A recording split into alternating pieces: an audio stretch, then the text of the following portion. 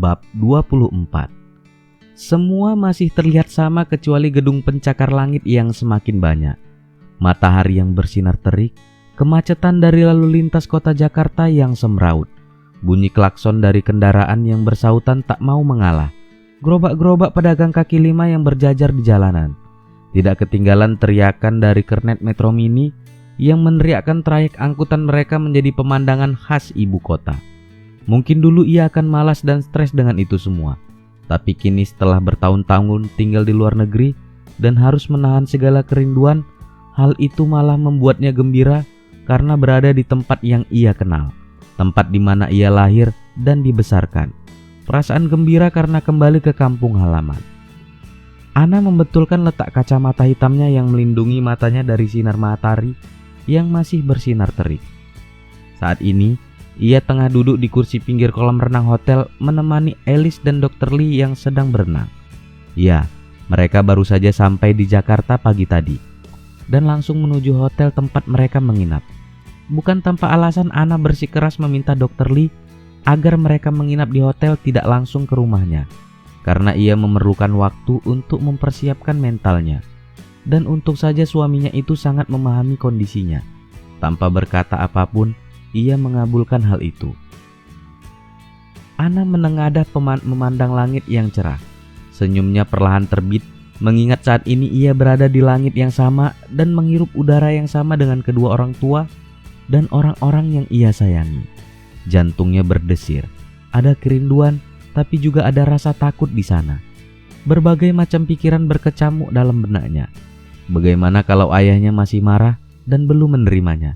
Bagaimana kalau status yang Bian tulis itu hanya kerinduan adiknya saja, sedangkan orang tuanya sudah melupakannya? Tapi ia harus menguatkan dan mempersiapkan hatinya, karena bagaimanapun, cepat atau lambat ia harus menghadapi keluarganya, bersimpuh di kaki kedua orang tuanya, meminta maaf kepada mereka sebelum terlambat, dan membuat penyesalan yang lebih jauh lagi. Apa yang sedang kau pikirkan? Tanya Dr. Lee yang kini berdiri di sampingnya sambil mengeringkan rambut dan badannya dengan handuk yang tersampir di kursi samping Ana. Untuk sesaat Ana lupa bagaimana caranya bernafas ketika melihat tubuh telanjang dada yang masih basah dengan tetesan-tetesan air di setiap lekuk otot perutnya yang terpahat sempurna.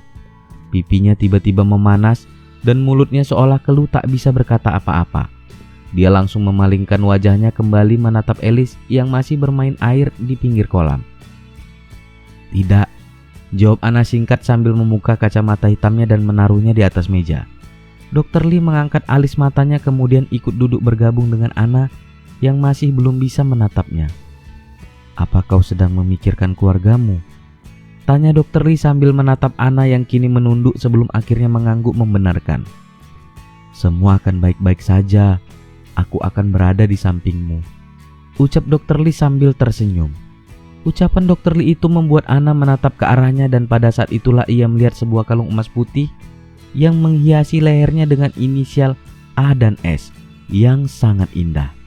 Hatinya tiba-tiba merasa sakit dan sesak seolah ada bongkahan batu besar yang menghimpit dadanya ketika menyadari inisial A di sana bukanlah diambil dari namanya, tapi itu adalah nama kekasihnya yang mengisi hati dan pikiran pria yang kini berstatus suaminya.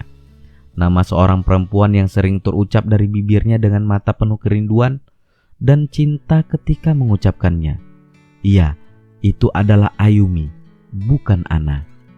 Walau terasa sakit di dada, tapi entah kenapa mata Ana tak bisa lepas dari kalung itu dan hal itu disadari Lee Soyuk. Dengan tergesa dia memakai kemeja putihnya lalu mengancingnya, membuat Ana tersadar dan kembali dalam kenyataan seutuhnya. Terima kasih karena kau selalu mendukungku, ucap Ana sambil tersenyum tulus, tapi Dr. Lee melihat sorot terluka dari tatapan matanya.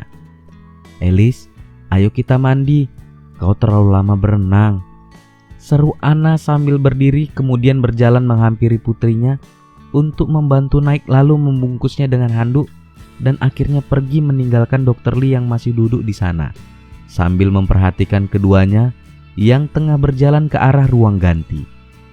Diam-diam tangan pria itu menelusuri kalung yang ia pakai dan untuk beberapa saat hanya terdiam sambil menggenggam liontin itu sebelum akhirnya berdiri dan berjalan ke ruang ganti.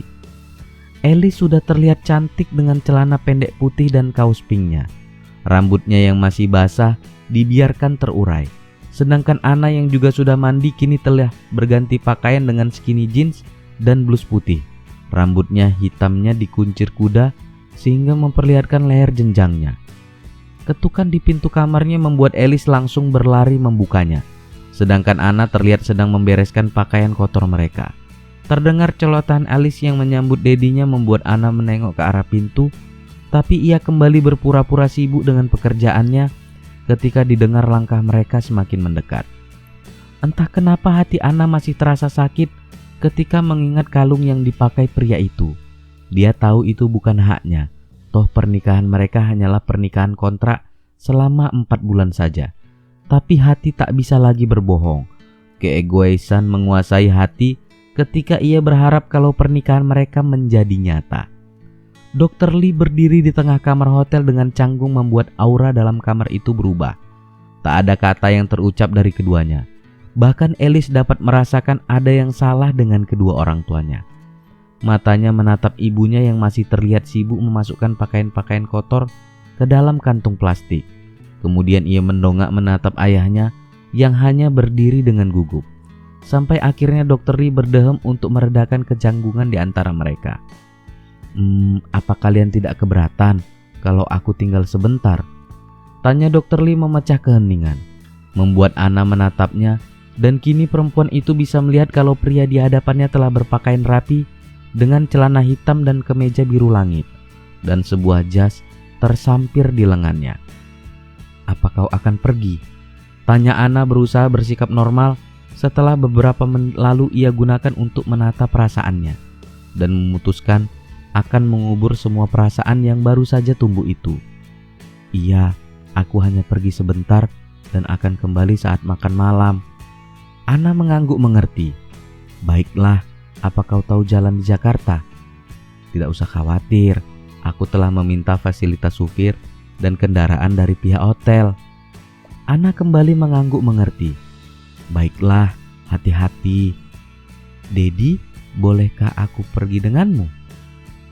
Tanya Alice sambil menatap Dr. Lee dengan wajah penuh harap. Maafkan Dedi, tapi kali ini kau tidak bisa ikut. Jawab Dr. Lee membuat Alice langsung terlihat sedih. Begini saja, bagaimana kalau Alice dan Mama pergi jalan-jalan ke mall yang ada di dekat hotel? Di sana kau bisa membeli es krim dan bermain sepuasnya.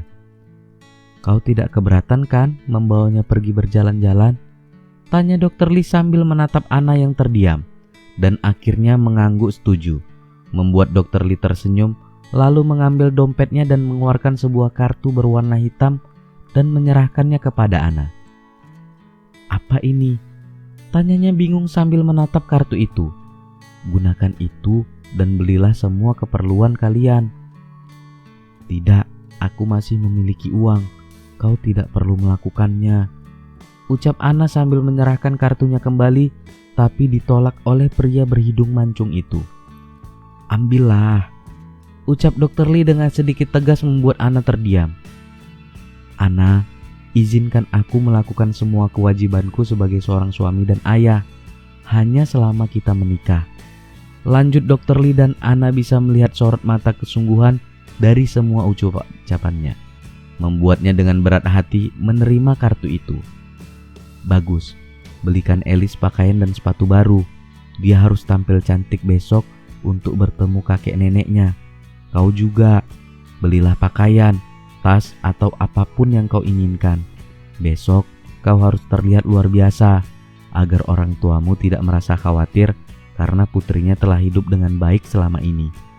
Untuk beberapa saat Anna terlihat ragu, sebelum akhirnya ia mengangguk setelah menyadari kalau yang diucapkannya benar. Walaupun dengan berat hati, ia menerima kartu itu membuat Dr. Lee tersenyum dan pamit pergi.